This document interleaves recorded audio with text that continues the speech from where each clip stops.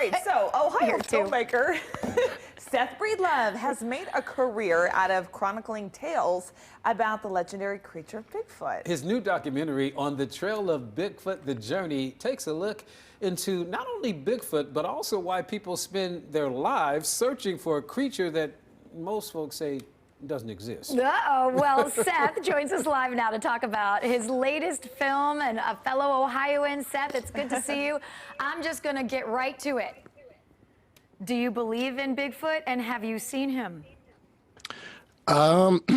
Interesting question. I would say I have a scale for this. So my scale of belief is currently at around 80 to 85% that Bigfoot is real. Really? But I have not yet seen him for myself. I've just experienced And a that's lot where the of 15% comes in of not believing. Let's talk about the legend of Bigfoot, man. Yeah. I mean, where did he come from, and what's up with the? Why are people so enamored with Bigfoot? Well, we're talking about a subject that has, over a century of history behind it. There were sightings in the 1800s of wild men and hairy apes in the woods around the world. So there's a history to this that goes far beyond the sort of pop culture aspect of Bigfoot that we all consider what we know as Bigfoot today. I think people are enamored with it because it's a mystery, and people love the idea that there might be something still lurking out there that we don't understand, that we don't know, especially at a time where everyone, when you go in the woods, you think you know everything that's around you, especially here in Ohio. But I think people love the idea that they might go out and encounter something that they're not expecting, that they might be able to have an experience with something that other people don't see. Seth, I hear you had some unusual experiences with your investigation. Don't give away the whole documentary, but can you give us some teasers? Oh, sure. Yeah. So we spent, so the movie's based in the Adirondacks of upstate New York, and also in Western Massachusetts.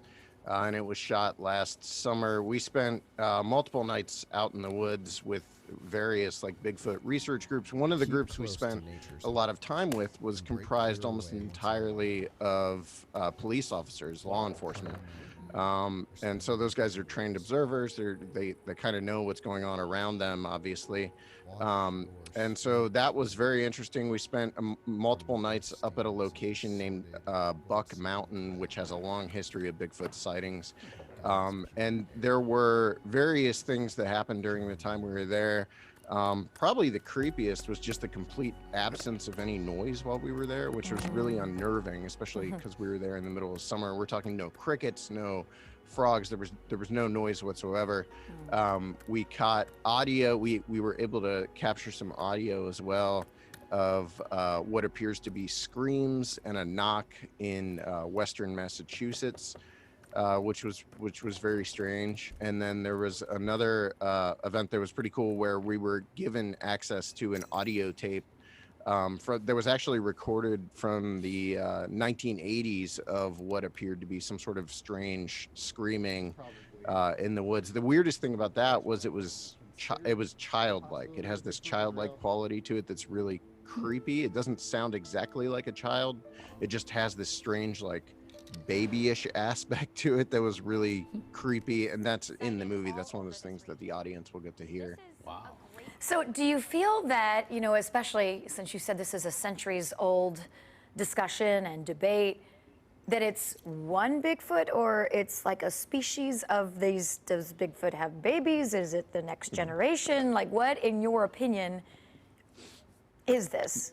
Yeah, I mean, that's kind of one of the things the movie gets into pretty deeply is the idea of Bigfoot as a species of undiscovered primate that seem to roam the forests of North America. We get into the theories by various researchers and investigators on behavior patterns.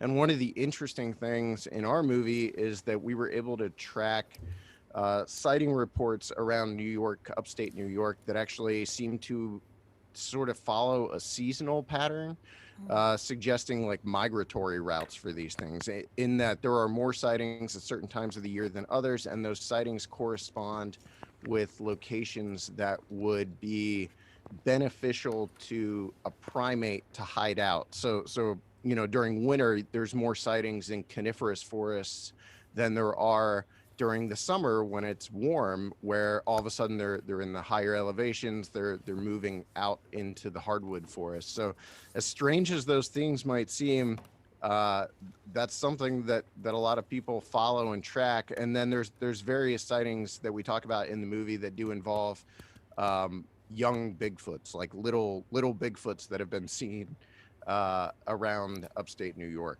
Wow. I'm convinced. I was just Yeah. about I'm to say convinced. that. Seth, I'm Fascinating. There you go. convinced. Seth Breedlove, thank you, My man. goodness. Good information.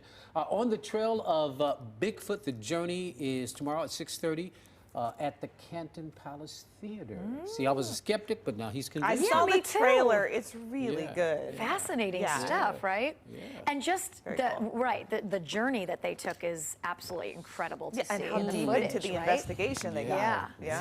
So check it out.